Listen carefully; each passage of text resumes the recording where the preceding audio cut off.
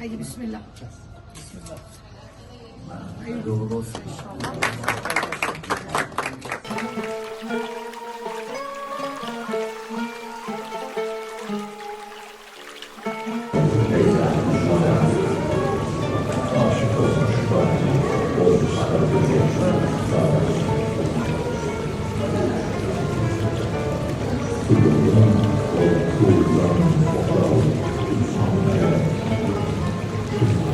Allah'ın adıyla bugün güzel Erbil'imizde Kerkük Türkmen Kardeşlik Ocağı'dan təcil evi bir sergi yaptık, bir güzel faaliyet yaptık. O da Fuzuli şairimizin Su kasidesini 15 beyti ele aldım. Bunları tabloya döndərdim. Allah'a şükür güzel bir şekilde yapıldı ve bundan da önce Kerkük'te Türkmen Kardeşlik Ocağı'nda yaptım bu sergini. Tüm insanlar ki emek verdiler ve yardımcı oldular, destek oldular bize. Bu işi güzel bir şekilde çıkarttık. Memnunum özlerinden ve teşekkür ederim özlerinde. İnşallah ileride daha güzel işler yaparız. Bugün Kerkük Türkmen Kardeşlik Ocağı güzelim Erbil şehrindedir.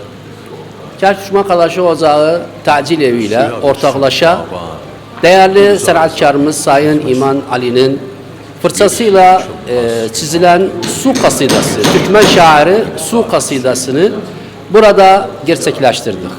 Bu sergide 15 betten oluşan sergi Su kasidesi, bu da bir ilk olarak Kerkük Türkmen Kardeşlik Ocağı tarafından yapıldı. Bu da bir ilk olarak kasideli beytleri resme çevirmek. Bu bir ilktir. Bunu da şükürler olsun Kerkük Türkmen Kardeşlik Ocağı bir de tacil eviyle. Bu da tabii Kerkük'te de gerçekleşti. İkinci sergi Erbil'de gerçekleşti. Değerli sanatkarımız İman Hanım'ın eline sağlık. Çok güzel bir sergidi. Güzel bir eser bıraktık burada. Bunun yanında tüm emeği geçen bu sergide onlardan da Allah razı olsun. Sağ olun, var olun. Tabii bugün Türkmen Kardeşlik Ocağı Kerkük'oğlu təcil eviyle ortaklı bir faaliyet. İman Hanımçı, İman Ali ressamımız Fuzuli'nin Su kasidesini resimden anladım. Yani o şairleri hepsini resimden anladım. Güzel bir çalışmaydı, yenice bir çalışmaydı. Yani kasideni eli resim. Tabii bu çalışmalar inşallah devam eder. Bizden Türkmen Kardeşlik Ocağı arasında, Erbil'den ve Kerkük arasında. Bundan sonra bu faaliyetleri devamlı inşallah yaparız. Bugün Türkmenler çok ihtiyaçları var. Bu şekil faaliyetlere ve özellikle kültürel faaliyetlere sağ olun, teşekkür ederim. Bugün Türkmen Reform Partisi Sayın Abdülkadir Bazırgan Türkmen Reform Parti Başkanı adına, kendi adıma ve bütün Merkez Karar Kurulu üye adına tacil evinde ve Türkmen Kardeşlik Ocağı'nda birleşik olarak Kerkük bizim göz bebeğimizin şehri bir güzel Sayın Hanımız İman Hanım'ın tarafından bir sergi düzenlendi Fuzuli hakkında. 15 kasideden oluşan bir sergiyi bizlerin milletimize ve gelecekte ne şekilde uygulandığını güzel bir şekilde açıkladı. Tabii bu kültür faaliyetleri ne kadar devam ederse milletimiz için, kültürümüz için daha güzel adımlar atmak demektir. Bizler Türkmen Reform Partisi olarak her zaman tüm Türkmen milleti yanındayız. Herhangi partiden olursa olsun, herhangi kuruluşta olursa olsun önemli olan millet için çalışmak, millet yolunda hizmet etmek bizim için büyük bir şereftır. Tekrardan bu güzel faaliyetlerin devam ettirilmesi için bizler yanında olduğumuzu bugünün katılmamızla ispatladık. Devamlı etmesini de candan dileriz, saygılar. Bugün güzelim Erbil'e geldik. Kerkük Türkmen Kardeşlik Ocağı ekibi burada bir sergi düzenlendi. Tacil evi ortaklaşa. Sayın İman Ali'nin fırçasıyla Fuzuli'nin Su kasidesi gerçekleşti.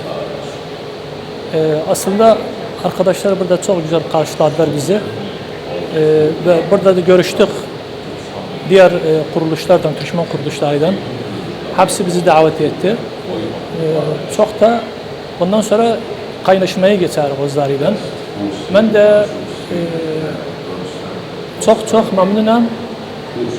Kardeşlik Ocağı'nın ekibinden çok emek verdiler. Bu sergiyi bu hale getirdiler. Çok sağ olasın. Bugün Erbil'de Türkmen Kardeşlik Ocağı Çarşüç ve Tacil Kültür Evi tarafından İman Ali'nin fırçasıyla Fuzuli'nin su kasidesi başlığı altında bir sergiye katıldık. Gerçekten de hem Fuzuli'nin önemli beytleri ve o beytleri de bu tabloların yansıtmak gerçekten de sanat bir işti, çalışmadı. Gerçekten en içten tebriklerimizi sunarız. Özellikle Türkmenlerin böyle divanlarında, kültürlerinde, tarihleri olduğu için de böyle beytlerde de önemli yerleri bulunmaktadır. Temenni ederek böyle çalışmaların devamı gelsin. Bizim taraftan çok sevindirici bir şeydi. Bu sefer öyle bir sergi kasideyle beraber Erbil'de olması gurur verici bir şeydi. İnşallah gelecek günlerde de bilindiğiniz gibi Erbil'de de Garibi divanı da vardı. Temenni ederek böyle bir çalışma yetenekli insanlarımız tarafından hem Garibi'nin hem de Fuzuli'nin kasidelerini birbirine karşılaştırma yapsınlar. Gerçekten Türkmen millet içinde önemli bir konuya değinir ve bir planlı bir şekilde olsa. Tekrar da emeği geçen herkese teşekkür ederiz. Sağ olun, var olun. Bismillahirrahmanirrahim. Hoş geldiniz. Tabii bugün biz bir resim sergiye katıldık. Sarahaten bir güzel bir sergi gördüm.